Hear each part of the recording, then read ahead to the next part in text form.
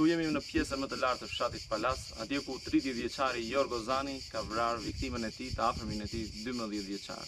Pikërisht pasi e ka ndjekur për disa metra, rreth 150 metra nga shtëpia e tij, atje ku ishte dhe pika e nisjes, ai ka arritur ta kapi pikërisht në këtë vend, siç e shikoni, dallohen edhe gjurmët e gjakut të përhapura në të gjithë pjesën e murit. Dhe më pas nëpërmjet një mjeti të mpreft i cili dyshohet që është një handxhar, i ka prerë kokën. Më pas e ka marrë kokën e 12 vjeçarit dhe e ka çuar në banesën e tij, ku për arsye etike nuk mund t'japim detaje, të cilat janë tepër makabre, ashtu siç edhe në filma horror. 12 vjeçari qëndronte prej disa ditësh së bashku me Zanin, ku kishte ardhur me pushime me prindrit dhe mbas largimit të prindërve ai qëndronte shumicën e kohës së bashku me të afërmin e tij, me kushuririn e mamas. Ngjarja tepër e rëndë e cila ka tronditur opinionin e kësaj zone të vogël ka bërë që në të gjithë zonën e Palasës të rikthehen bëmat e 30 vjeçarit, të cilat kanë qenë të shumta.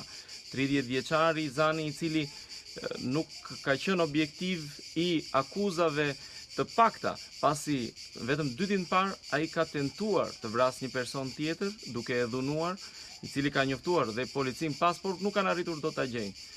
Edhe muajt e kaluar ai akuzohet se ka therrur kafshë dhe i hante ato të gjalla. Kemi të bëjmë me një të sëmur mendor, i cili ka shkaktuar shumë makabritete dhe shumë ngjarje në këtë zonë.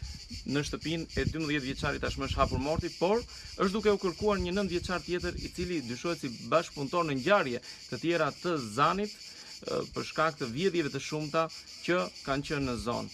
9 vjeçari, sipas vetë dëshmive të qytetarëve dhe banorëve të kësaj zone, ka qenë një person i cili kalonte kohën me Zanin, por edhe me fëmijën tjetër, që prej 2 ditësh ai është dukur dhe nuk ka asnjë gjurmë. 9 vjeçari është akuzuar shpeshherë për vjedhje të shumta në këtë zonë, por nuk ka pasur dot çfarë t'i bëjnë për shkak të moshës së tij të mitur.